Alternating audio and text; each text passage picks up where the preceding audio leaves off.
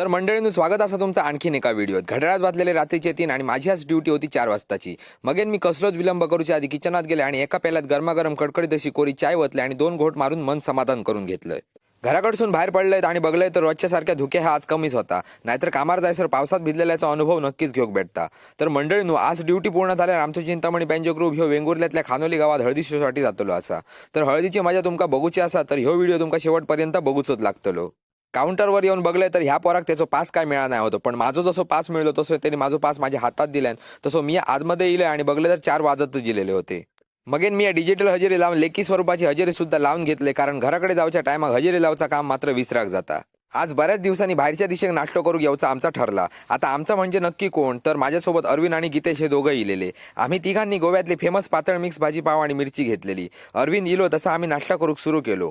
आणि मंडळीनं, माझी ड्युटी संपली तसं माझं पास काउंटरवर जमा करून बाहेर पडा होतंय तितक्यात माका भेटलो माझो फॉलोअर ओमकार खोत. त्याका हात मिळवून मी सुटलंय घराक जाऊक. शिरोड्यात पोचलं, 1 ग्लास लस्सी पिलंय आणि घराकडे येईलय.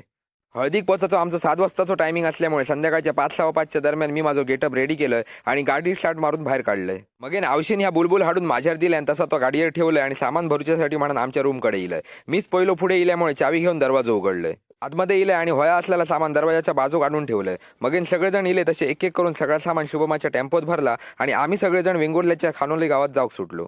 वेंगुर्ल्यात येऊन पोहोचलो तसे वेंगुर्ला बस स्टँडच्या अपोजिट साईडला असलेल्या श्री मानसीबाईला काळजी या हॉटेलात चाय नाश्त्यासाठी थांबलो. आणि मंडळीनं, तुमका सांगूचा झाला तर हैसरलो सामोसा पाव खाऊक जबरदस्तच लागता. तर कधी हैसून जायत असल्या तर या हॉटेलातलो सामोसा पाव खाऊन नक्की बघा. फायनली आम्ही एकदाचे लोकेशनवर पोहोचलो आणि बघलो तर डेकोरेशनवाल्याने सगळा झगमगीतच करून टाकला. टेम्पोतला सामान सगळा काढून घेतला आणि ज्यांनी आमका कॉन्टॅक्ट केलेलो तो म्हणजे सर्वेश खानोलकर, यांनी सुद्धा सामान उतरू खूप मोठी मदत केली. कारण मंडळीनं, ज्या माणसाच्या कॉन्टॅक्टवर आपण जातो ना, तो माणूस जर थंय आपल्यासोबत असलो तर बघून खूप बरा वाटतं.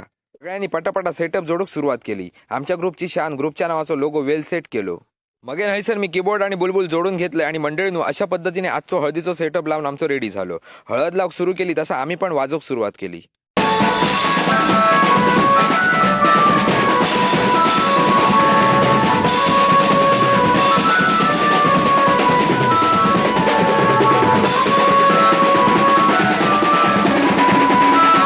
बँजोच्या तालावर नाचान सगळ्यांनी इतकी जबरदस्त धमाल केली की सगळ्यांनी आमच्या बँजोचा आणि बँजो कलाकारांचा खूप कौतुक केला. बरोबर 11 वाजता पॅकअप झाला आणि आम्ही सगळा सामान होता तसा परत पॅक केला आणि टेम्पोत भरून आम्ही सगळेजण घराक जाऊ गेलो. तर भेटते आता तुमका अशाच एका नवीन व्हिडिओत.